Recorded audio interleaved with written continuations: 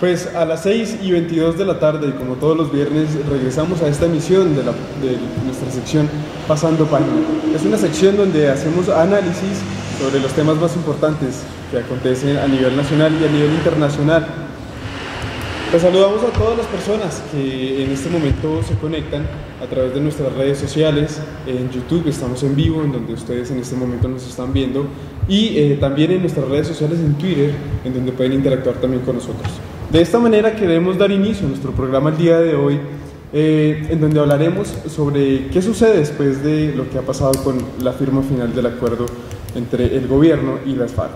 ¿Qué va más allá y cuál es ese análisis más a fondo que podemos hacer los colombianos, teniendo en cuenta pues, que hay un nivel de desinformación muy grande, en donde lo más sensato que podemos hacer los colombianos es leer los acuerdos antes de tener una postura sobre el no, sobre el sí, sobre el plebiscito que será el día 2 de octubre? Es necesario tener una postura leyendo lo que fueron los acuerdos ya firmados.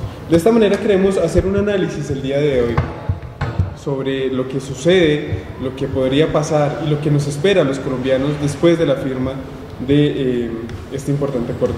Así es que, sin más preámbulo, quiero darle la bienvenida a mis compañeros de mesa y a quienes nos estarán acompañando el día de hoy, junto con una invitada que en contados instantes estará con nosotros. Así es que, Cristian, muy buenas tardes. Gracias, Daniel. Buenas tardes, Ricardo. Buenas tardes a toda la gente que nos ve. Estamos pues bastante agradecidos por la sintonía que nos han demostrado en los últimos meses. Y nada, pues el programa de hoy es más que nada un análisis a la bienvenida de la paz, ¿no? Al acuerdo que hace 2 días tuvo lugar y que pues obviamente le ha dado la noticia a todo el globo terráqueo. Es bastante imprescindible citar que pues ahora viene el momento más decisivo, por lo que el mes que se viene es el mes de leer los acuerdos, es el mes de entender a qué es que hemos llegado. Y pues tenemos para hoy una invitada particular que nos va a explicar un poco de esos proyectos que se han venido llevando a cabo desde hace muchos años, no solo estos últimos 4 donde el gobierno y las FARC han estado en negociación, sino que han tomado la iniciativa por su parte de la ciudadanía, de los ciudadanos de a pie, buscando precisamente como entablar una pedagogía de lo que se viene, de la maravilla que puede ser el país cuando esté en paz, ¿no? Entonces, pues el análisis lo vamos a hacer más que nada con Sasha cuando la tengamos de regreso. También es una de las razones por las cuales hoy pues, nos hemos demorado un poco iniciando el programa, pero no obstante, en contenido pues vamos a estar igual en línea. Así es, algo muy complejo también, que es lo que se espera, y es hacer que los colombianos pues interpreten lo que sucedió en este... Sí, pues interpretar lo que dicen los acuerdos. Ricardo, muy buenas tardes. Buenas tardes Daniel, buenas tardes Cristian, buenas tardes a todos los que se conectan en este momento con la TV Más Humana. Pues yo no considero que sea tan difícil que los colombianos empiecen a hablar de este tema. Yo creo que es un tema que ha tocado a toda la gente, que por lo menos en la ciudad de Bogotá es un tema que ya no se volvió solo de un grupo exclusivo de personas, sino se ha logrado permear toda la capa social de la ciudad, y es un tema que si usted se monta a los buses y en el Transmilenio escucha gente hablando de este tema, me parece bastante importante, sin importar el punto de vista que tengan, sí o no, sino lo importante es hablar, discutir, que se genere debate de la ciudadanía sobre este tema y sobre lo que se viene ahora este mes, que va a ser el mes de la campaña, entender por qué se va a votar, entender la pregunta, aunque la pregunta no sea... Esta mañana estaba escuchando en radio una discusión sobre la pregunta. La pregunta va a ser impuesta por el presidente, no se va a pasar por el Congreso, y están buscando cómo redactarla. Pero igual yo considero que para la gente que lea los acuerdos va a saber votar sí o votar no antes de leer la pregunta en la mesa de votación. Yo creo que la pregunta para las personas que hagan la tarea de leer los acuerdos, de estudiar qué fue lo que se hizo en La Habana, de mirar toda la historia de las FARC en Colombia y todo lo que se puede hacer si se gana el plebiscito, no va a ser necesario la pregunta, ya se va a saber por qué se está votando y cuál es el trasfondo de unas cuantas palabras.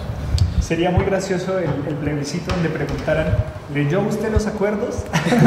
Es la única Bueno, manera de que gane el no. Pues digo yo, no somos una sociedad bastante perezosa leyendo y esas cosas. Sí, es cierto. Yo creo que es todo un reto para el mismo Estado hacer que las personas pues lean. Tenemos que tener en cuenta que son 276 páginas las que componen el acuerdo y que es, bueno, haciendo el cálculo, son más o menos como 7 hojas por día. Pues es como un mini libro, un ensayo, Sí, algo por sí. el estilo, una tesis doctoral probablemente. No será nada fácil. Así es que invitamos a todas las personas que en este momento se conectan con nosotros a que interactúen con nosotros, a que nos escriban qué es lo que ustedes piensan acerca de la paz. Pueden interactuar con nosotros a través de nuestro hashtag #hablar de paz. Allí ustedes pueden hablar, nos pueden escribir, decir, bueno, ¿por qué es bueno la paz? ¿Por qué no? Porque simplemente hay tantos argumentos para pensar por qué la paz. Pues más allá de la paz es porque los acuerdos que tenemos en La Habana no pueden ser, y esto es como algo que nosotros tenemos que tener en cuenta, y es tener un análisis mucho más allá de lo que nos han dado los medios de comunicación, y es tener un criterio, leer los acuerdos y saber qué es lo que pasa. Difícil aparte, tener criterio. Muy complicado, eso es muy cierto. A las 6:28 de la tarde pues vamos a una pequeña pausa. Ya en contados instantes estará nuestra invitada acá en nuestro set. Así es que vamos a una pequeña pausa y ya regresamos con mucho más de este análisis, donde ustedes también son parte de esta confrontación, de este análisis que estamos planteando el día de hoy.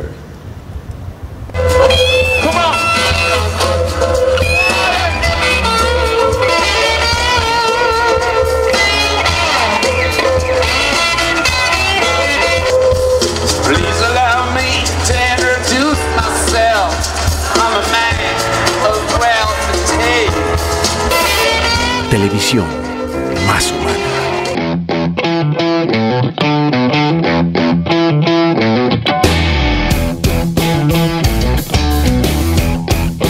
Estamos de regreso en Pasando Página, ya pues después de esta pequeña pausa recibimos a nuestra invitada, damos la bienvenida pues a Sasha y toda la tarde la vamos a dedicar hablando precisamente de la pedagogía y de la importancia de la paz, lo que se viene para el país y sobre todo lo más importante, el mes de septiembre, que es el mes de entender los acuerdos.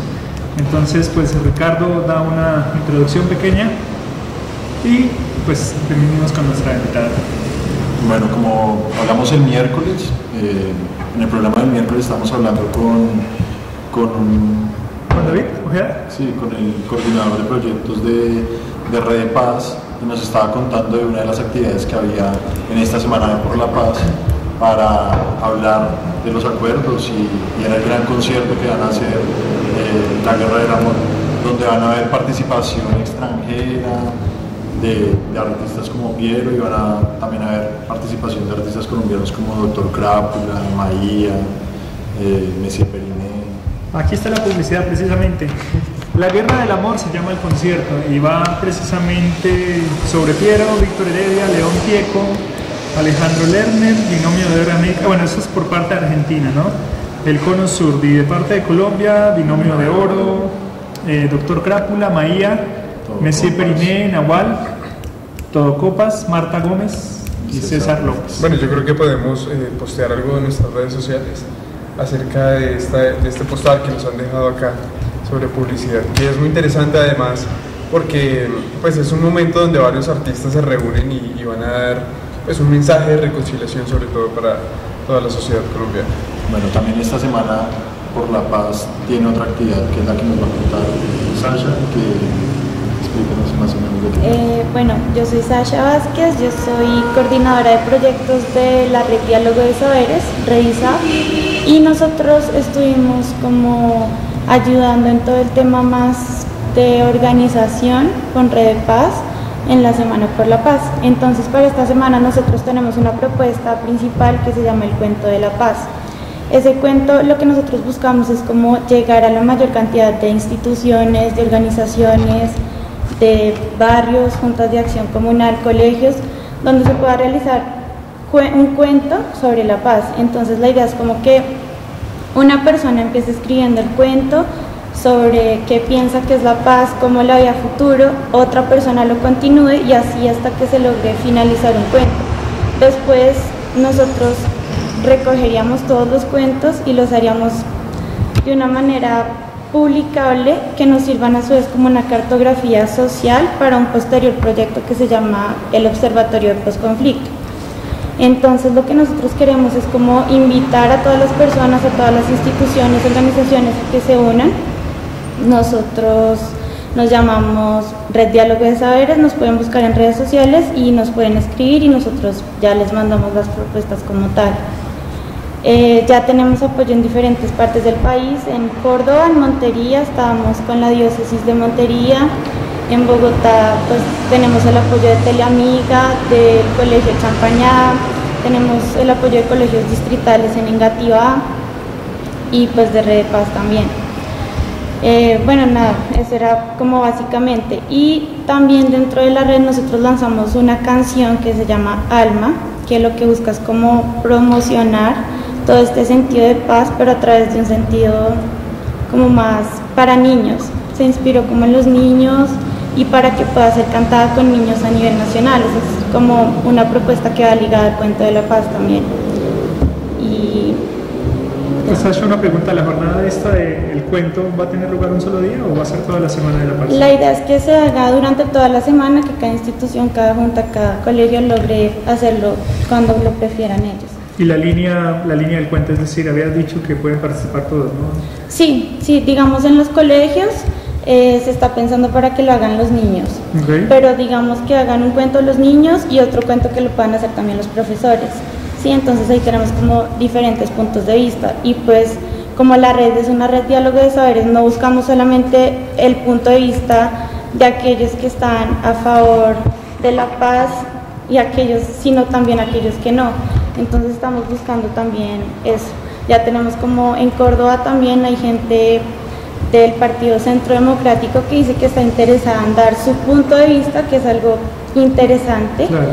Y pues dijeron que desde su punto de vista que estaban pensando en aportar para que nosotros también nos diéramos cuenta que no solamente hay gente que está apoyando el sí para este plebiscito y para apoyar el proceso de paz.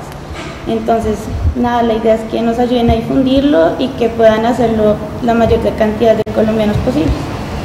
Excelente.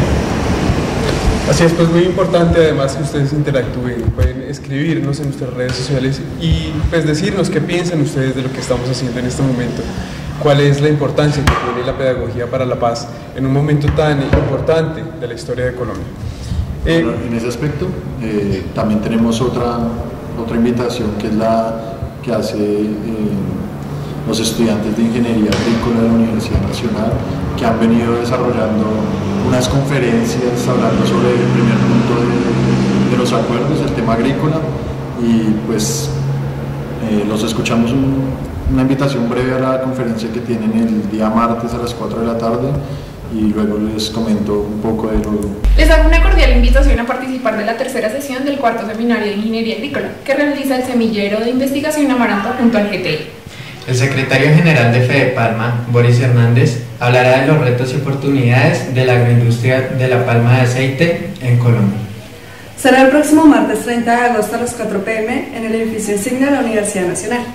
Agradecemos a Siguiente Página por permitirnos este espacio. Toda la información la pueden encontrar en nuestra fanpage del Grupo Amaranto. Bueno, ahora sí vamos a ver la invitación de los estudiantes. Bueno, ya vimos la invitación de los estudiantes de la Universidad Nacional. Ellos llevan 2 conferencias. La primera fue de ayer hace 8 días, donde se tocó los temas como la introducción a este tema agrícola de los acuerdos. Fue un profesor de economía que fue a explicar de manera bastante didáctica lo que se había hablado en La Habana. Y el tema era de ayer, hacen una conferencia semanal, son 5 conferencias. El tema de ayer fue con la unidad de restitución de tierras, donde se habló de qué está haciendo la unidad de restitución de tierras desde el tema agrícola, desde el trabajo en proyectos que van a ser sustentables y generar rentabilidad para los campesinos desplazados cuando recuperan sus tierras. Y hizo una explicación bastante llamativa sobre cómo está la unidad de restitución trabajando con los desplazados que recuperan las tierras. Y la conferencia del martes a las 4 de la tarde en la Universidad Nacional, la información ya está en redes sociales de la TV Más Humana, la pueden consultar ahí, está el lugar, el invitado va a ser sobre qué se está haciendo y cómo las organizaciones como Fede Palma están apoyando a esta ubicación de la paz en el tema agrícola. También pues sabemos que tanto en la unidad de tierras como con Fede Palma existen bastantes críticas a este apoyo, y también es una oportunidad que se abre para hablar con estas entidades y transmitir las críticas. Una de las críticas que yo le hacía en la conferencia de ayer a los de la unidad de restitución de tierras es el poco porcentaje de tierras que se han recuperado de todas las que existen en el país, ya sea porque las tierras tienen otros dueños, fueron despojadas, tienen otros dueños legales en este momento, existen grupos armados en la zona que no dejan que exista una restitución, todos los problemas que existen, que la restitución tiene que ser por orden judicial, y el sistema judicial de Colombia es bastante demorado, pero pues es una ley de restitución de tierras de víctimas que dura 10 años, vamos 5 años de que se expidió y no se ha trabajado el 3% de totalidad de tierras. Entonces 10 años es un plazo muy corto para lo que pues está representado. De pronto, en el momento en que ellos dijeron que 10 años iba a ser bueno, el tiempo acotado para restituir las tierras, no pensaron en toda la gente que al momento de reclamar pues los iban a ir matando, ¿no? Porque 3% es muy poquito y vamos al 50% del total del plazo.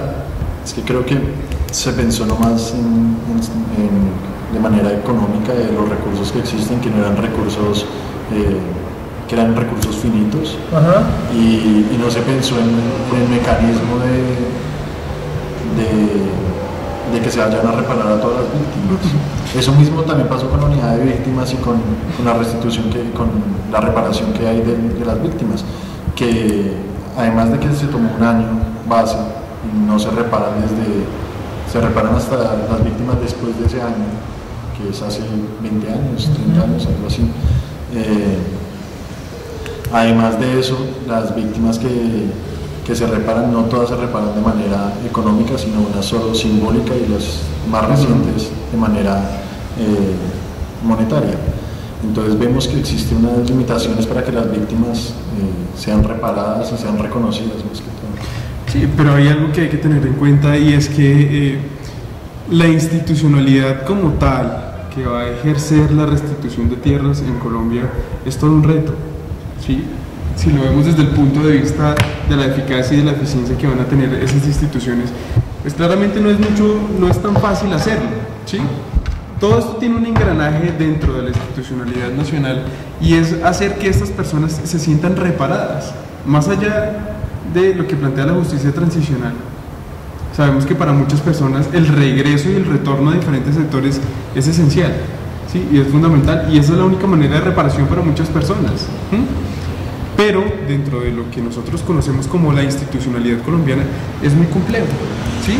Porque si muy bien lo sabemos nosotros, la institucionalidad no está tan modernizada como tal para que esto pasara. Claro, yo entiendo, hay diferentes programas de restitución, la ley de víctimas, Mesa Amplia Nacional de restitución, pero digamos que todo esto en cierto sentido pues intenta quedarse corto a la hora de darle una reparación a esas personas, porque sin duda alguna es una labor bastante amplia, no es muy fácil hacerlo, más en sectores donde aún siguen politizados como Córdoba, Chocó, todas estas zonas donde no es fácil hacerlo, ¿sí? Entonces yo pienso que el debate va mucho más allá de simplemente plantear un escenario donde la política colombiana pues ha actuado, pero ha dejado a un lado lo racional. Es necesario plantear un esquema de restitución, porque sabemos que, claro, hay una parcela en el Urabá antioqueño y eso se tiene que devolver a las personas que fueron desplazadas. Claro, pero pasamos por encima lo que pasa con los políticos, las personas que están reclamando sin ser víctimas. Todo esto hace que esa justicia que va a reparar se enrede, ¿sí? Y no encontremos como una salida mucho más rápida para hacer la reparación. La justicia transicional no puede ser de un día para otro. eso está muy bien planteado, es a largo plazo, pero digamos que eso es lo que tiene que entender el imaginario colectivo, porque no es fácil hacerlo, pero a mí me parecería muy importante saber qué piensa nuestra invitada. No, yo creo que complementando un poco lo que tú dices dentro del acuerdo que se firmó el miércoles, por eso se hablan diferentes momentos, más que de justicia transicional, de justicia prospectiva. Y es justicia prospectiva porque lo que significa el concepto es como saber que en este momento las acciones que nosotros tomemos van a repercutir, son en generaciones futuras. No sabemos ni siquiera si todo este proceso vayamos a alcanzarlo a vivir una paz completa nosotros que somos jóvenes, sino de pronto los que ahora son niños. Entonces, por eso, más que hablar de una justicia transicional, que es el marco jurídico que se toma, es una justicia prospectiva y una justicia restaurativa. Y una justicia restaurativa porque ya no se piensa simplemente como en penalización moral y penalización física por delitos cometidos, sino que haya de verdad un proceso en el que se pueda pensar más allá. En las negociaciones a veces se piensa, no sé, leyendo diferentes puntos de vista, que hay más de lo que querían las FARC que lo que quería el gobierno, y no necesariamente es así. O sea, una negociación es de ceder parte y parte. Si no se hubieran cedido ciertas cosas, de pronto no se estaría firmando el acuerdo. Entonces yo creo que, bueno, en el tema de restitución es como importante rescatar que no es a corto plazo y que se necesita un acompañamiento constante, no solo del Estado, sino de los diferentes movimientos sociales que en el acuerdo se habla que van a ser incluidos. Entonces, es más eso, como poder hacer efectiva esa participación que se está pidiendo de parte de los diferentes sectores sociales para que todos puedan apoyar y hacer seguimiento de todo lo que se está haciendo en ese sentido. Tú, Sasha, o sea, como parte de la red de saberes, ¿ustedes hacen de pronto una pedagogía para el caso de la justicia prospectiva, por ejemplo, para las generaciones que no han nacido y lo que se vienen? ¿Han planeado eso? Sí, nosotros dentro de nuestra red, nosotros lo principal que queremos es como tener diferentes voces, diferentes puntos de vista. Entonces, para poderlos poner como en concordancia, lo que hacemos es pedagogía para la paz. Nosotros tenemos, o sea, es una red académico-investigativa.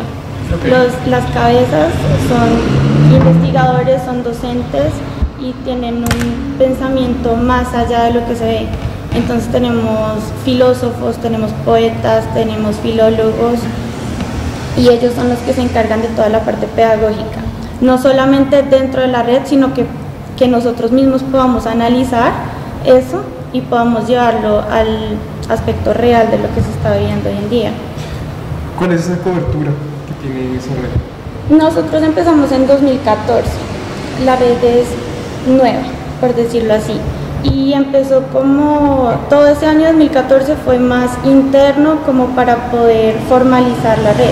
¿Interno hacia qué sentido? Los integrantes de la red hacían lo que nosotros llamamos el Círculo de la Palabra. El Círculo de la Palabra eran reuniones donde se compartía, se daba visión pedagógica de lo que se quería que fuera la red, para qué se quería que fuera la red y cómo se iba a hacer efectiva la red. Entonces ahí, desde las diferentes profesiones de quienes estaban ahí, se logró formalizar la red y pues ahora es un grupo de profesionales que nos enfocamos más que todo como en escuchar diferentes voces y a partir de eso crear proyectos para ejecutarlos y plantearlos con las mismas comunidades que nosotros queremos. Entonces digamos, por eso el cuento de la paz va más allá del cuento de la paz. O sea, nosotros no queremos que se escriban cuentos sobre tú qué opinas de la paz y tú qué opinas de la paz, sino que sus opiniones nos sirvan a nosotros como una cartografía para que nosotros en el futuro podamos utilizar eso como base investigativa para un observatorio. Y lo que queremos en ese observatorio es como rescatar las buenas prácticas que se están dando a nivel nacional sobre posconflicto. Entonces, nosotros siempre pensamos como que esas buenas prácticas tienen que ser de acuerdo a las características de cada región, porque no es lo mismo lo que se pueda producir en Bogotá que lo que se pueda producir en el Chocó o en Córdoba. Entonces es como saber qué ventajas tiene cada región y qué buenas prácticas se están dando en cada región, pero para eso necesitamos primero conocerlos y pensamos que una forma didáctica y cultural e inclusiva puede ser el cuento. O sea, porque todo el mundo puede escribir un cuento. ¿Y bajo qué, no sé, fundamentos ustedes pueden fundar el observatorio? Porque obviamente ahora se entiende que ustedes quieren hacer el cuento del cuento, ¿no? Para tener material y así pues abrir este observatorio del posconflicto. ¿Ustedes, por ejemplo, reciben, no sé, ayudas por parte de alguna ONG o de gobiernos europeos? Nosotros intentamos buscar, nosotros somos una organización sin ánimo de lucro, por eso la realización de nuestros proyectos lo que busca es financiación externa para poder llevarse a cabo. Entonces, nosotros nos presentamos a convocatorias de diferentes partes y de ahí conseguimos nosotros los fondos. Ok, pero ¿la cobertura la están pensando solo a nivel local o...? No, a nivel nacional. Ah, ok, perfecto. La idea del observatorio es que sea a nivel nacional y que podamos tener representantes en las diferentes regiones también. Sí, es pues muy importante, a las 6:54 de la tarde, pues es muy importante recordarles a todas las personas que nos están viendo en este momento que interactúen con nosotros, que nos cuenten cuáles son sus sugerencias para realizar una pedagogía para la paz que sea contundente. Además que es uno de los temas que también quiero proponer en este momento y es qué tan difícil es hacer pedagogía, ¿no? Más en un país como Colombia donde el índice de lectura anual es muy bajo, pero desde el punto de vista institucional, más allá de lo que plantean y de lo que pues, nosotros quisiéramos que fuera, ¿ustedes cómo plantean hacer que, bueno, ya sabemos lo que se firmó y todo este acontecimiento tan importante, pero más allá de eso es importante hacer que la gente tome conciencia y lo note, ¿no? Claro.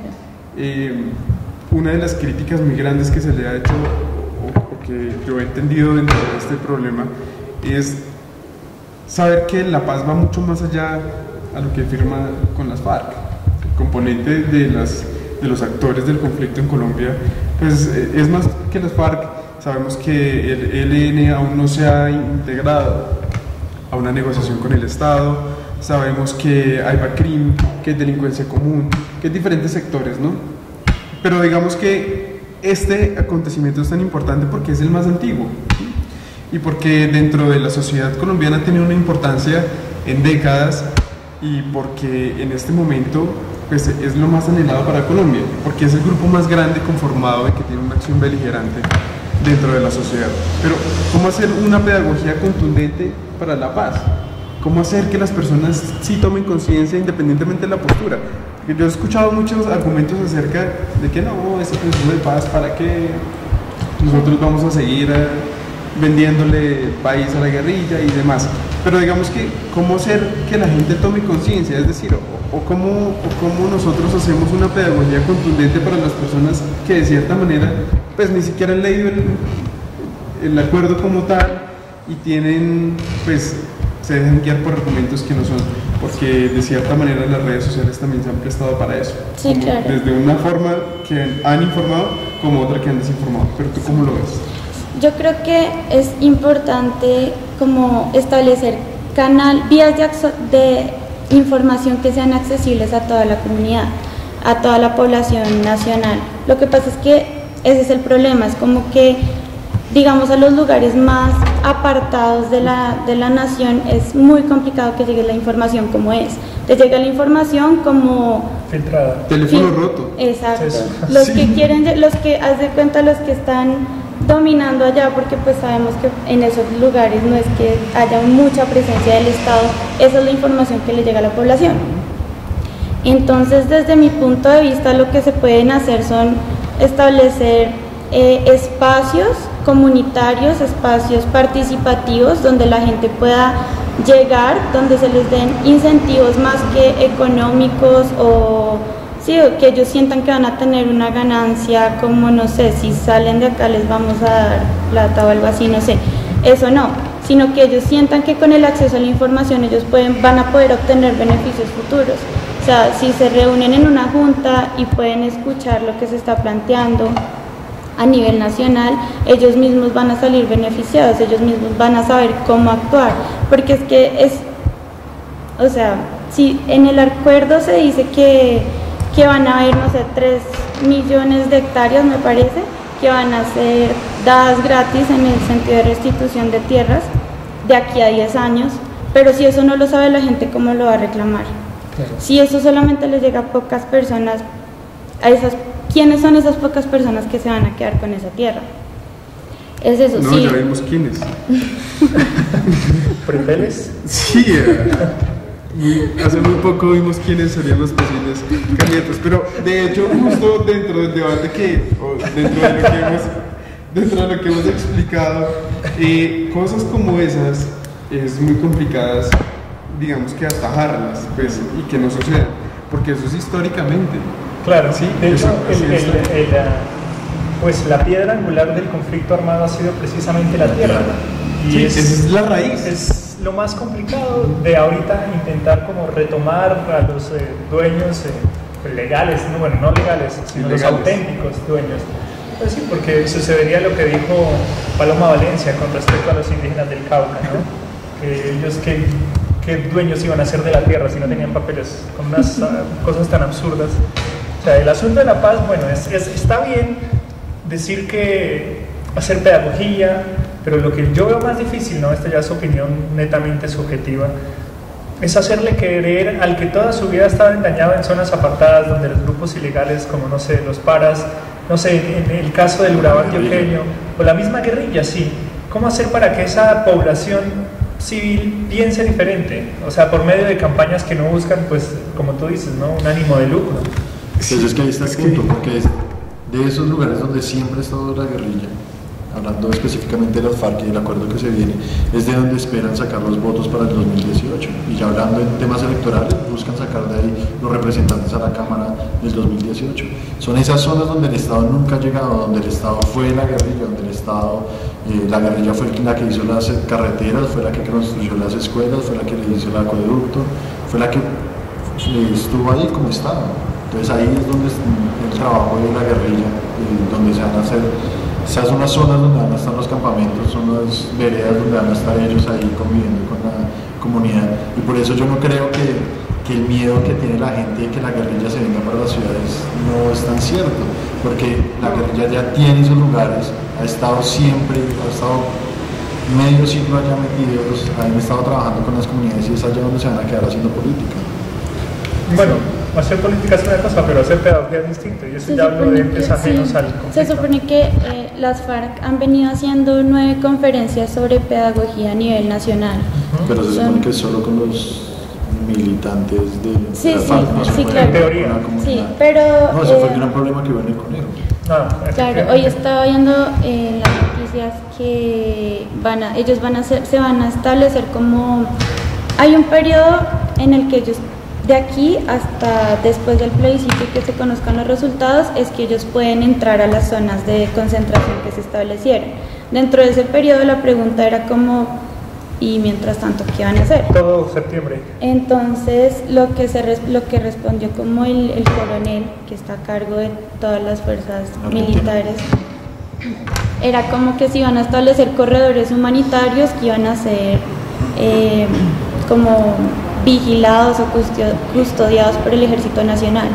Entonces en esos corredores ellos van a aprovechar para hacer una conferencia de pedagogía para la paz, pero que en este sentido, en este momento, ya no sería tanto como para, o sea, como en las otras 9 conferencias que ellos estaban diciendo como estamos en contra del gobierno, estamos haciendo la revolución del pueblo y bueno, demás, sino que en este momento ya lo que hacen es como decir, bueno, la marca como tal de las FARC-EP ya desaparece, nosotros nos vamos a legalizar, vamos a entrar en esa transición y en esa transición lo que queremos hacer es que ustedes nos apoyen como oposición al gobierno, pero desde una vía legal.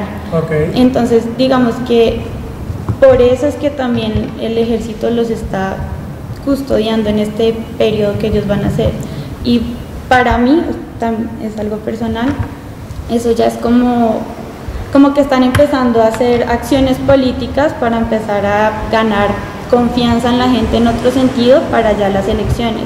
Igual hay que tener en cuenta que en las elecciones se les garantizaron 5 curules en el Senado y 5 en el... Sí, por 2 periodos. Ajá, por 2 periodos. Ganen o pierdan votaciones. Bueno, es que lo que pasa es, lo que habla Sasha es la 10ª conferencia guerrillera, nacional guerrillera, que se va a llevar en este mes, cerca de la zona del Meta, y es donde se van a reunir los que estuvieron en La Habana negociando con el gobierno los acuerdos, y los van a llevar, se van a reunir ahí toda la cúpula de las FARC y también los guerrilleros rasos a contar qué fue lo que se habló, qué fue lo que se acordó y a socializar los acuerdos de La Habana con la guerrillera. Y después de eso, sí, después del plebiscito empieza el famoso IAD y los 180 días que son para la entrega de armas total, completamente desmovilización, que está dividido en 3 partes, que va primero 2 partes del 30% de las armas y al final un 40%. La gente que critica esta forma les toca contarle que es la misma forma de entrega de armas que se ha hecho en casi todos los procesos de paz. En el proceso de El Salvador también fue como en 5 pasos, se entregó paulatinamente porque existía una desconfianza clara del Frente Faraón Martí, que era el frente guerrillero de El Salvador, y el gobierno tampoco confiaba en la guerrilla. Entonces esa desconfianza lleva a que se entreguen las armas de manera progresiva. Así es. Pues a las 7:03 de la noche pues vamos a una pequeña pausa, sin antes recordarles a todos ustedes que pueden interactuar con nosotros, pueden escribirnos en nuestras cuentas de las redes sociales. Allí pues estaremos muy pendientes de cada cosa que ustedes nos dicen y pues agradecemos a cada persona que está en este momento en sintonía con nosotros. Vamos a una pequeña pausa y ya regresamos acá en Pasando Página.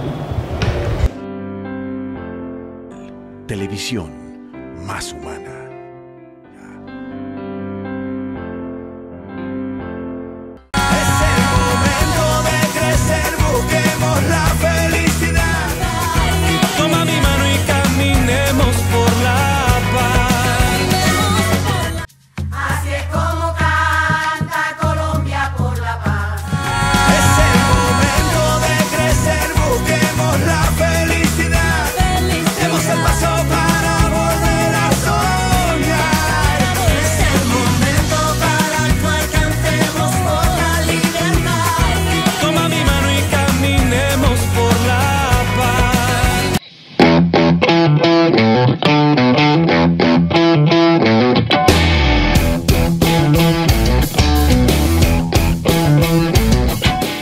Regresamos en esta emisión de pues Pasando Página, en esta franja de opinión donde lo que queremos es hacerles a ustedes entender y de cierta manera pues explicarles cada uno de los puntos pues que se ha acordado en La Habana.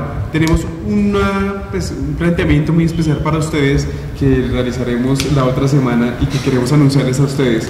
Ricardo, ¿cómo haremos pues esta secuencia de programas en donde explicaremos punto a punto lo que se ha acordado en La Habana? Bueno, lo que tenemos pensado hacer es coger cada punto de los acuerdos de La Habana, empezando por el tema agrícola, y primero hacer una parte de pedagogía, explicar más o menos de qué trata ese punto y tratar los días viernes tener un debate con los dos puntos de vista, los que le dicen sí al plebiscito y los que le dicen no al plebiscito. Entonces más o menos esa es la metodología, eso es lo que vamos a desarrollar en todo este mes que se viene de septiembre, porque les recordamos que el 2 de octubre, el domingo 2 de octubre va a ser el día decisivo de las elecciones por el plebiscito. Entonces pues más o menos esa es la idea. Vamos a tratar de abarcar todos los puntos. De pronto por los programas que tenemos vamos a tocar 2 puntos el mismo día, pero vamos a tratar de que sea bastante simple para que todo el mundo entienda de qué se va a votar, qué es lo que se va a votar en el 2 de octubre. Justamente sobre eso queremos preguntarle a la invitada del día de hoy, como, bueno, desde más allá del punto pedagógico, y para anunciarles pues a la sociedad como tal quienes tienen una postura indecisa en este momento, porque yo creo que hay muchas personas que todavía no saben como, bueno, qué moneda al aire. Sí, no, y la rectificación es tenaz. Entonces como que decirle a esas personas que de cierta manera pues tienen algunos argumentos que se han dejado guiar por las redes sociales, por argumentos que no son. Yo pienso que la estrategia de pedagogía que tiene que hacer en este momento el Estado va mucho más allá de que los ciudadanos lean el acuerdo, ¿sí? Más allá de leerlo, yo pienso que es innovar en la parte pedagógica e instaurar un mecanismo de información para esas personas que todavía no saben qué hacer o que están indecisas o porque el vecino les dijo que no o porque tienen un tío que les dijo que no. Bueno, por X o Y razón dicen que no. Que sí. O que les digo que sí, no, que les digo que no.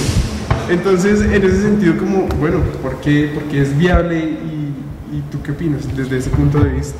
Yo creo que lo más importante como para decidir si vas a votar sí o si vas a votar no por el plebiscito es como tener un poco de memoria histórica, porque este acuerdo no llega porque se esté dando desde el 2012, sino que llega porque el conflicto en Colombia viene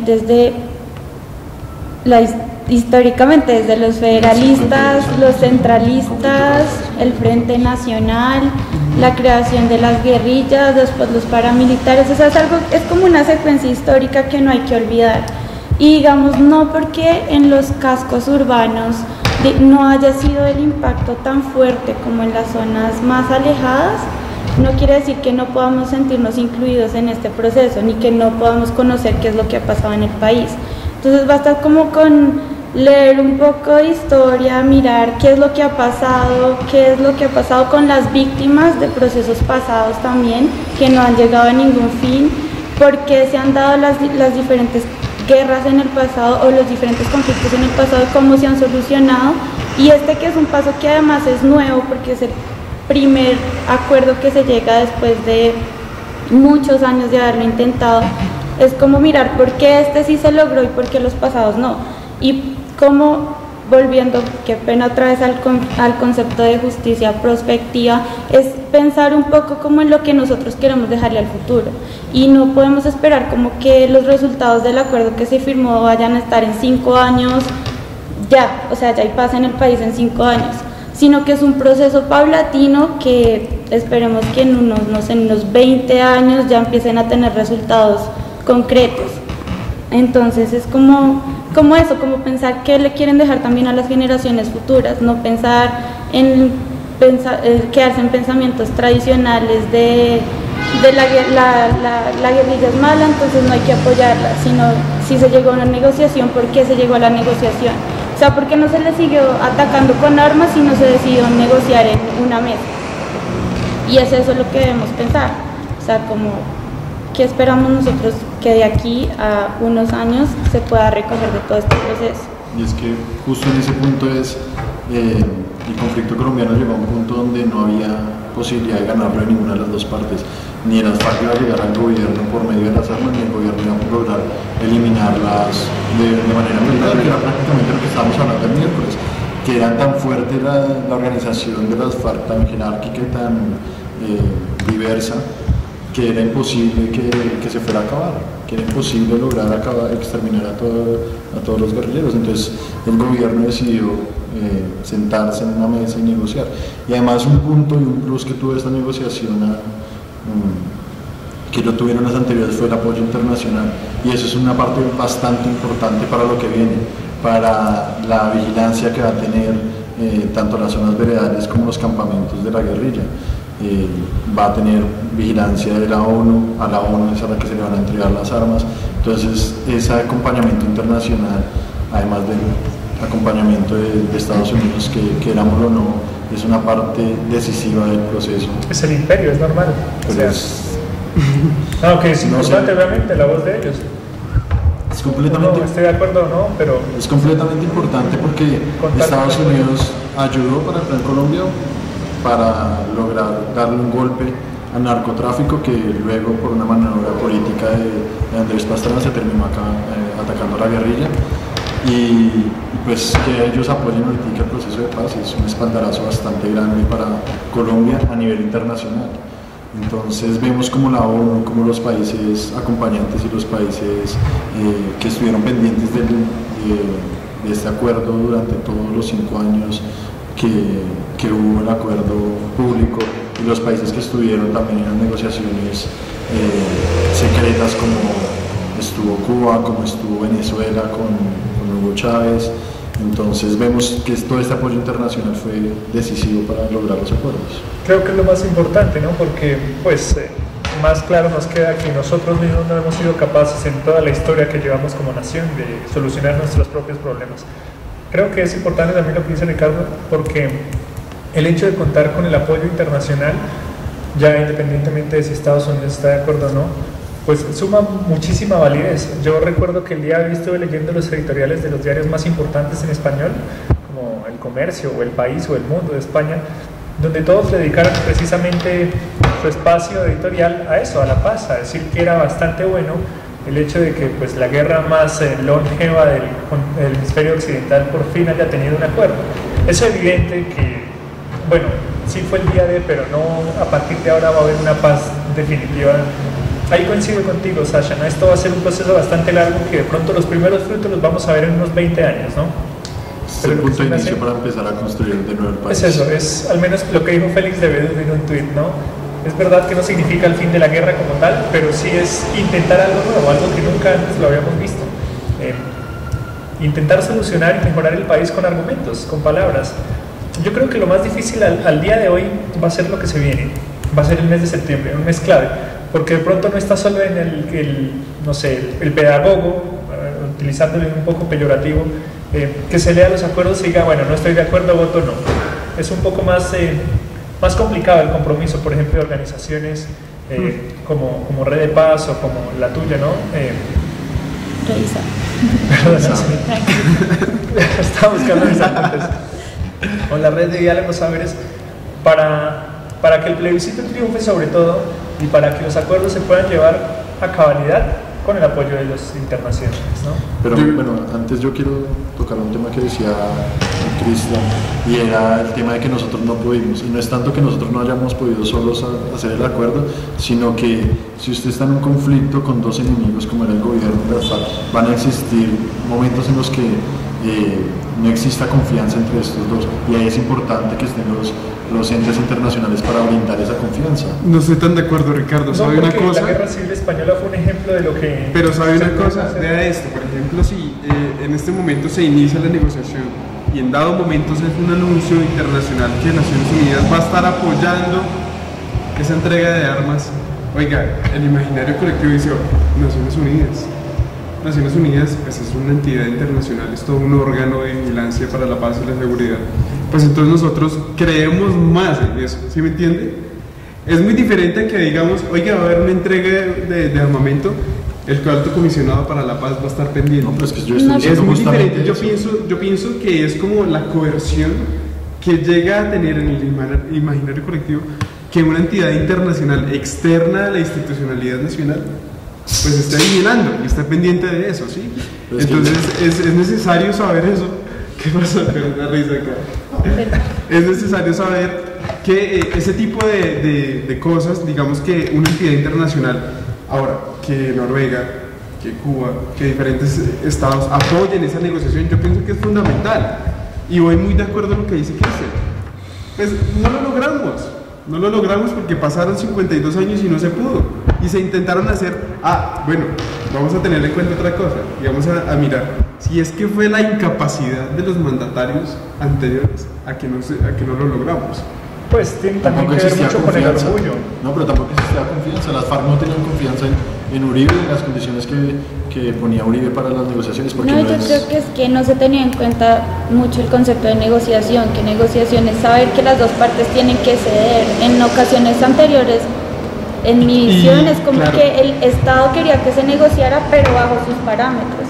Y era lo que decía el Estado o no era nada. Y además otro punto importante, incluso en partes tan sensibles como la justicia, que tenía que ceder, y de hecho lo hizo. Pero es que no podíamos esperar que no fuera ese punto de la justicia. No, y así no estamos hablando que ningún grupo guerrillero se va a sentar a negociar para irse a la cárcel, eso muy bien lo sabemos. Y es que ningún otro conflicto en el mundo ha logrado llevar a los guerrilleros que se sientan después de un acuerdo a la cárcel. Eso no y eso va a pasar. Nadie lo va a buscar. No, pero el punto que yo considero que fue decisivo para que este proceso de paz triunfara es los grandes golpes que hubo al secretariado. Nunca se había logrado golpear el secretariado, y con el presidente Uribe se lograron golpear militarmente bastante fuerte a las FARC, y esto generó que no llegaran con el mismo poder con el que llegaron a las negociaciones del Caguán. Bueno, y además de darle un un ámbito alejado y más permeado de las opiniones nacionales que fue en Cuba. Se podía hablar mucho acá en el país, pero no afectaban directamente las negociaciones porque estaban alejadas del contexto nacional. Yo pienso que incluso esas negociaciones no tuvieron un éxito contundente por el mismo rabo de paja que tenían anteriores mandatarios. Si vamos a mirar desde Belisario Betancur, en su presidencia, hasta la presidencia de Juan Manuel Santos, miramos que claramente la incidencia de ellos en el mando fue fundamental para que la guerrilla de cierta manera continuara y estuviera en diferentes sectores. Ellos como jefe máximos de las fuerzas militares en Colombia. Es decir, a mi manera de ver y dentro de los sucesos nacionales, yo pienso que la política contundente para afrontar la guerrilla y para estar pendientes de lo que sucedía en diferentes sectores a nivel nacional no fue contundente para acabarla, y eso quedó muy claro hasta el día de hoy. ¿Sí? La guerrilla no fue exterminada. Ahora, en este momento podemos decir que sí estuvo debilitada, claro que sí, porque se les dio de baja diferentes cabecillas, pero para exterminarla pues eso era lo que hablábamos antes, que la organización de las FARC era tan difícil de acabar, porque a pesar de que se le golpeó el secretariado, siempre surgía alguien nuevo que venía haciendo carrera de muchísimos años en la guerrilla. Entonces no existía, nunca hubo la guerrilla acéfala, siempre había alguien que llegara a lograr este puesto, a lograr sentarse en el puesto que dejaba el cabecilla muerto, el cabecilla asesinado por el gobierno. Entonces siempre existía el sucesor de quien falleciera, de quien muriera en combate, y era algo que ellos tenían planteado desde el comienzo. Así es, yo quiero preguntarle a nuestra invitada, más allá hablando del tema pedagógico, más pues porque ella en este momento es una persona que conoce muy de cerca el tema de la pedagogía que se va a instaurar una vez firmado el acuerdo, pero digamos que dentro de este análisis amplio que hemos planteado, ¿cuál es ese beneficio o cuál es ese daño, mirándolo desde ambos puntos de vista, que le hacen los medios de comunicación a la pedagogía para la paz? Yo creo que los medios de comunicación son como los que más influencia tienen a nivel nacional, en todo sentido de la palabra, porque es lo primero que tú llegas a ver. La gente hoy en día no tiene como el tiempo necesario para sentarse a leer un acuerdo completo, para sentarse a leer menos todo. de 273 páginas. 93. Sí, es complicado, o a sentarse a leer. Entonces acá están utilizando este concepto, voy a buscar qué es este concepto. No, y eso justamente que tú dices lo hablábamos hace unos días, y yo les decía como de qué manera hacer que, por ejemplo, no sé, un grupo en el Urabá o en la península de La Guajira o en donde sea, van a leer el acuerdo y dicen miércoles esta vaina, ¿cómo se interpreta? Porque tiene mucho contenido de derecho internacional y derecho internacional humanitario. Claro, no hay conceptos no que es nosotros fácil de asimilar. no conocemos. O Claro, sea, conceptos que no se han tocado dentro de la historia nacional, y que alguien del común no lo va a interpretar y no va a saber muy bien. Entonces yo pienso que eso también es todo un reto. Sí, por ejemplo, yo me leí hasta como toda la parte, la verdad. hasta la 31, que era toda la parte agrícola, y habían diferentes conceptos, sí. O sea, digamos, había uno que pues me llamó mucho la atención porque no entendía al principio que era frontera agrícola. Decía cierre de la frontera agrícola. Y yo, bueno, ¿qué es esto? Entonces como que me puse a mirar qué era la frontera agrícola y ya entendí por qué era cierre de la frontera agrícola. O sea, es como la frontera que hay entre los territorios, o sea, los territorios que son de producción agrícola y los territorios que son naturales que nadie ha tocado. O sea, como las reservas naturales. Entonces era como evitar que se expandieran los territorios de producción agrícola para no afectar a las zonas naturales que nosotros necesitamos como pulmón. Entonces era como eso. ¿Eso pero, lo sabía Ricardo? ¿Lo sabía Cristian? No tenía ni idea, pero me lo imaginaba sobre todo, me lo imaginaba, no es por orgullo, no es por orgullo en sí, me las sé todas, no, pero sí lo imaginaba sobre todo por las zonas de reserva, los parques nacionales naturales, donde dicen que esos son territorios sagrados, o por ejemplo en la altitud, ¿no? Que después de 3.000 metros no se puede tocar nada, pues llegué a suponer, sí, los páramos sobre todo, ¿no? Llegué a suponer que eso, ¿no? Hasta ahí va a ser la frontera, pero no lo digo. No, pues, sí, imagínate. Pero son cosas como esas que requieren de una explicación mucho más minuciosa. Sí, y entonces si miramos que son 293 páginas. Pues debería tener convenciones, ¿no? Remítase al número 1 y uno lee. O al menos tener un glosario. No, claro, pero por eso es que yo digo como que, o sea, en el mismo acuerdo también dice como que se van a establecer como lugares, juntas donde haya participación política a nivel nacional, entonces como que también hubieran como comisiones que pudieran dar capacitación sobre todo a los que van a ser parte del proceso, no sé, en este caso de restitución, para que ellos sí entiendan cada concepto y a qué se refieren con cada cosa para saber en qué se están metiendo, porque si no saben en qué se están metiendo pues es muy complicado que lo puedan hacer. Exacto. O cuando te dicen la diferencia entre un subsidio y un crédito subsidiado, ¿sí me entiendes? O sea, van a haber tierras subsidiadas y van a haber tierras con crédito subsidiado. Son dos cosas diferentes. El subsidio es que te van a ayudar a pagar una parte y el crédito es que tú a futuro tienes que devolverles parte de lo que te están prestando. Entonces tienes que saber esas son como cositas que la gente no suele saber y que tendría que saber. También yo veo que fue no sé si esas son palabras demasiado técnicas, pero por ejemplo en el caso del acuerdo que firmaron para el cese bilateral ya hace unos meses, se tocaba un punto específico que era el de la tributación y se hablaba de que la guerrilla iba a aceptar la tributación, que al Estado, que no sé qué, un montón de palabras técnicas que a fin de cuentas solo quería decir que la guerrilla no iba a seguir extorsionando, iba a dejar que el Estado recogiera los tributos, los impuestos en todas las regiones y ya no iban ellos a cobrar el tributo que cobraban antes, que eran las extorsiones a los campesinos y a los ganaderos y a los que traficaban con drogas en unas zonas que ellos manejaban. Pues básicamente que desde la mesa de La Habana se trabajó con temas bastante técnicos y no se pensó en la gente del común que tiene que leer estos acuerdos porque van a ser votados y van a ser ratificados por los ciudadanos. Que es una gran mayoría, de hecho. O sea, yo no me atrevo a dar cifras oficiales, pero sí coincido en que una gran mayoría de gente no va a leer los acuerdos, sino que va a dejar que sus líderes de opinión pues opinen sobre ellos.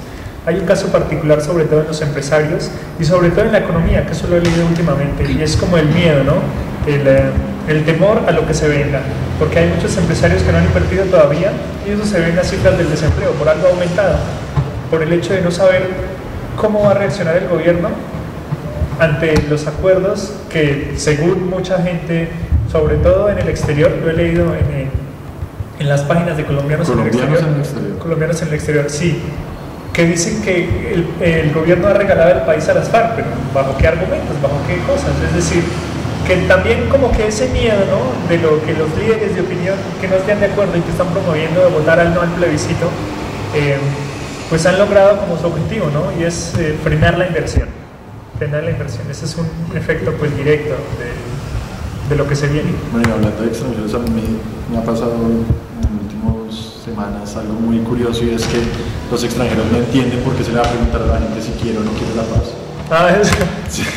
Es verdad. ¿Por qué en Colombia van a votar que sí no va a la paz, que no va a querer la paz? La explicación hace algunos días la estaba leyendo justamente desde el punto de vista jurídico, ¿no? Y entonces decían que el presidente desde su potestad y desde su obligación como mandatario no tiene ninguna obligación a él consultar a la comunidad civil y social si quieren o no la paz, ¿sí?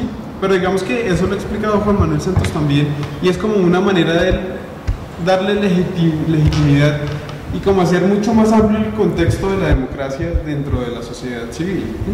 Entonces él dice como bueno, yo sé que no es necesario que yo lo haga, mas sin embargo lo vamos a hacer Otro punto que no hemos tocado, y es No, mira, que eso me parece súper importante, que se ratifiquen los acuerdos preguntándole a la ciudadanía, me parece muy, muy importante. claro, porque es que las pero FARC es un grupo hay que... otro punto dentro de eso, de lo que estamos hablando, y es que mucha gente también critica el costo. Es insignificante si lo comparamos con la inversión de la guerra. Inversión, por decir dinero tirado a la caneca. O sea, el precio de lo que va a ser el plebiscito y de lo que va a ser la consulta es súper absurdo. Son que el último dato son 7 días de guerra. ¿Es en serio? Y ni siquiera, estaba revisando hoy unos datos y era aproximadamente como, digamos que pasándolo a la inversión que se hace diariamente en cuestión de modernización del aparato militar, son más o menos como 2 días de ese tipo de inversión. Es decir, todo este tipo económico es lo que le resalta al colombiano porque es lo que le toca al bolsillo. Pero hay que hacer las cuentas y hay que tener los datos, no tanto oficiales, sobre todo de ONGs internacionales que se han encargado de revisar cuál es la inversión de Colombia en cuanto a la modernización de su equipo militar. Pero yo pienso que eso hay que hacerlo, o sea, si hay que tener un criterio sobre esa postura y si hay que nosotros revisar punto a punto qué es lo que se va a hacer, yo pienso que hay que hacerlo. Claramente que habrán argumentos y habrán cosas que no, porque la ley tuvo que cederlo, eso es claro, y ya se ha dicho y se ha mostrado muy claramente en diferentes escenarios. Yo pienso que lo más sensato es leer los acuerdos y tener un intérprete.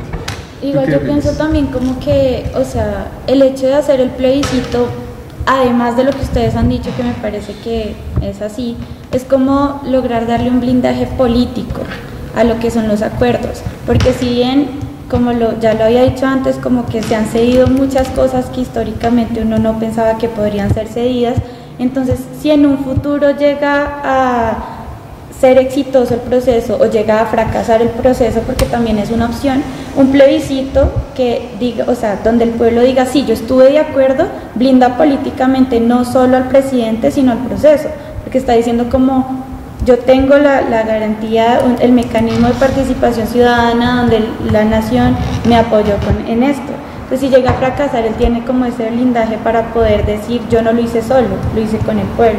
Bueno, en ese punto que toca Sasha, recuerdo hoy un senador del Centro Democrático, se me va el nombre ahorita, vamos a buscar, dijo que si llega a ganar el plebiscito, llega a ganar el sí, y ellos llegan a ganar las elecciones del 2018, van a hacer todo lo posible para lograr desmontar los acuerdos de La Habana. Yo creo que ese escenario no es posible. O sea, ese escenario desde un punto de vista racional y coherente de la sociedad no es posible. Ese es el problema de la sociedad colombiana, que siempre pensamos en proyectos de gobierno, nunca se ha pensado en la continuidad, en una política de Estado. Nunca se ha pensado en una política de Estado en ningún ámbito. Todo gobernante que llega tumba lo que hizo el anterior. Y lo estamos viendo ahorita en Bogotá. La Bogotá humana, la Bogotá de la Bogotá mejor. De Gustavo Petro tuvo muchos avances, muchas cosas, y tuvo algunos problemas que todo el mundo sabe y que los medios de comunicación lo hicieron bastante visible.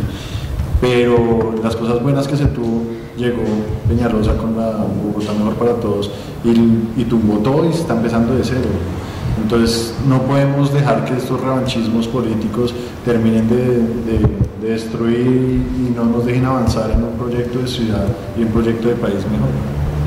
Sí, así es, pues son temas muy sensibles y lo que queremos es que ustedes tengan un criterio y una posición frente a lo que ha sucedido en los últimos días en Colombia. Yo pienso que es una decisión que de cierta manera hay personas a quienes no les ha tocado la guerra directamente y que es muy cómodo criticar y decir que nosotros no queremos que se le entregue el país a la guerrilla y diferentes argumentos que yo creo que son muy por encima de lo que se ha acordado y que pues no aportan nada a la construcción de paz en Colombia. En ese orden de ideas yo pienso que es necesario tener criterio, nada más importante que un ciudadano bien informado y con criterio propio. No estamos diciendo que se defienda el sí o que se defienda el no, son las posiciones de cada quien y que se deben tomar mediante la lectura de un acuerdo que ya está pactado y que ya tiene unos puntos muy claros dentro de la agenda nacional. Pues es un poco complicado, sobre todo Yo lo veo así, ¿no? Sobre todo en las partes apartadas, donde... Sí, eso es lo que justamente hablábamos hace un momento. Y es muy difícil hacer eso. O, por ejemplo, hace unos días hacíamos un programa con alguien que está haciendo pedagogía para la paz. Y le decía, oiga, ¿cómo hacer pedagogía para la paz en Córdoba? Suena paramilitar por esencia. Yo le decía, pero ¿cómo le llega a uno un campesino donde los últimos 8 o 10 años está siendo protegido por un paramilitar y en donde la presencia del Estado pues es nula prácticamente? ¿Cómo se hace pedagogía ya en un escenario tan complejo y tan denso de ingresar no más? Es complejo. ¿Cómo se hace? Yo creo que la pedagogía puede ir más allá como de una simple charla para intentarte convencer de cosas. Creo que uno tiene que hacer primero como eso que tú dices, un análisis de población para saber con qué tipo de población estamos tratando. Entonces, intentar llegar desde formas que no sean tan evidentes de lo que se quiere hacer. No sé, por ejemplo, desde formas didácticas y culturales, uno puede llegar a la gente y hacerle empezar a tomar conciencia. O sea, digamos, si yo les digo como nosotros tenemos una canción que se llama Alma y queremos cantarla con todos los niños del país de diferentes zonas para tener diferentes voces, sí, en ella. Es una forma didáctica de entrar, entonces es como que la gente dice, bueno, ¿qué es esta canción? Bueno, ¿y quién está proponiendo esta canción? ¿Y para qué se está haciendo? Y entonces, ¿qué es la paz para ellos? ¿Sí me entiendes? Y ahí empiezan a indagar. O sea, yo creo que lo principal es la cultura y lo principal es tocar la sensibilidad de las personas, y eso solamente se hace a través de llegar a ellos con sus propios métodos. O sea, sí, de maneras didácticas donde la gente se sienta incluida, participando, y ahí la misma gente se irá preguntando, bueno, ¿qué es esto? ¿Para qué es esto? ¿Quién propone esto? ¿Por qué propone esto? Obviamente no va a ser todo el mundo, pero precisamente como son regiones que son tan apartadas y como ustedes mismos decían, que es como un teléfono roto, pues así mismo se va corriendo el teléfono roto. Entonces, se está haciendo esto por este lado de una manera más cultural, participemos, y así se va corriendo. Me parece que esa podría ser una forma de llegar a la gente también. Muy complicado además. Sí, es complicado. Pues a las 7:40 de la noche queremos darle fin a este programa que lo que busca es sensibilizar a todas las personas que nos están viendo acerca de por qué sí o por qué no. Simplemente es leer los acuerdos y revisar qué es lo que pasa más allá de la información que nos dan los medios de comunicación. Sacha, ¿por qué tú crees que se debe votar el plebiscito? Yo personalmente votaría por el sí, y más que porque no hayan cosas que a uno lo ponen en duda, y yo creo que todo el mundo tiene dudas porque es algo nuevo que se está viendo en el país, es porque es un proceso de paz que nos va a llevar a un futuro diferente, algo que nadie conoce, ni siquiera los que viven o hemos vivido en los lugares más apartados del conflicto. No conocemos unas noticias donde no nos hablen de conflicto y de guerra y de enfrentamientos armados, porque siento que nosotros tenemos como la capacidad de poder ver hacia dónde nos va a llevar esto, y si todos aportamos a esto, creo que nos puede llevar a algo muy bueno, nos puede llevar a que efectivamente todo lo que nosotros veamos de conflicto sea cuestión del pasado. Y yo, por ejemplo, veía que habían mesas de paz en diferentes regiones y eran como el paramilitar o el guerrillero sentado con la víctima, y la misma víctima le decía en la cara, listo, yo lo perdono. Y si esos son capaces de hacerlo los directamente involucrados en el conflicto, ¿por qué no lo podemos hacer el resto de colombianos? Entonces es como tratar de reconciliarnos nosotros mismos para poder también proyectarlo a futuro corto y de largo plazo. Así es. Ricardo, ¿tiene algo para agregar a esta parte que ya es el fin de nuestro programa el día de hoy? Pues sí, invitar a la gente a votar, no importa si por el sí o por el no, pero a participar y dar su opinión sobre los acuerdos, leer los acuerdos, saber de qué tratan, y entender que es algo histórico, que van 52 años de conflicto y que toca tomar una decisión para las futuras generaciones. Sí, es Cristian. No voy a ser hipócrita y voy a decir sí. Sí al plebiscito y sí por todo el mes de septiembre que queda. independientemente de toda la superchería que nazca de la gente que promueve el no, sé lo conveniente que puede llegar a ser de Colombia una pequeña Europa. Y no, sencillamente vamos a dedicar todo este tiempo a promocionar el cine. Así es, pues como lo ha anunciado mi compañero, en los diferentes días estaremos haciendo una serie de programas en los cuales promovemos pues la lectura de cada uno de los puntos ya pautados en el acuerdo y que es esencial que los colombianos lo conozcan. Si les da pereza leerlo, pues pueden confiar en nosotros, que le haremos un análisis muy coherente de lo que puede pasar una vez ya se firme el proceso final y se haga la firma acá en Colombia, no el que ya se realizó. Así es que pues queremos darle las gracias. Las gracias Muchas a gracias Sasha, por la invitación. quien estuvo el día de hoy.